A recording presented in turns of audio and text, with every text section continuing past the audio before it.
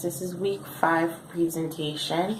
We're focusing on copper, and we're going to do an experiment that is going to show what happens when you use table salt and a weak acid like vinegar to put into a mixture, and then we're going to see what happens to the copper pennies when we do such. So we're going to start off with some vinegar here. I also have some salt, nails that we're going to deal with, some pennies, and a stirrer. So we're going to start off with the vinegar here. I'm just going to put a little bit in. That's good enough. And I'm just going to have her zoom in on what I'm doing because I want you to see like that the pennies are dirty and what happened. I've been having a lot of issues with my camera and my phone lately, so I have to try my hardest. So I just added some table salt. Ideally you want to put in about 1 teaspoon. So that's what I have here. And you want to stir it all until the salt is completely dissolved in the mixture.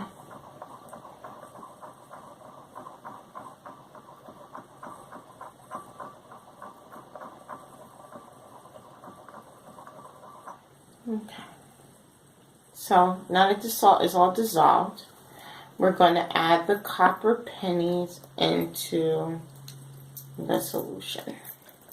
So I just want you to see how dirty and the color of the pennies before it goes in. And I'm just going to have you come forward with the camera so that you can see what's happening. Okay, so let's explain what's happening here. So copper oxide dissolves in a mixture of the weak acid, which is the vinegar, and the table salt, and it cleans up the pennies. You could have used lemon juice, we could have used orange juice, any type of acid would have done this. Okay, so right now you see in comparison like the color, how this is dirty because it has the copper built up on it, and how it's now being released in the solution.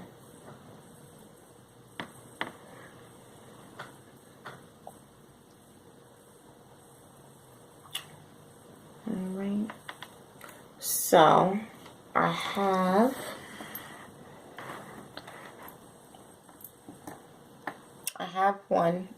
a couple of them that we did earlier, so you see what's going on. I'm just going to take out one out the solution for you to just see next to this one. Okay, grab one. This is what it has done so far, and this right here that I'm pointing to with this now, I did this earlier, so you can see like the difference in what's happened. This one clearly sat in a little bit longer, and then this one shorter because we just did it. This one I had sit in about 10 minutes. This one wasn't even for a full, minute or two. And this is what one would have originally looked like. Okay, so basically the copper atoms and the oxygen atoms that mix with the air build up this copper oxide, and it forms this layer of dirtiness, and when you take it off, that's what results. So I'm just letting this sit in here for a little bit, and the reason why I'm letting it sit is because I'm going to then add these screws to this solution.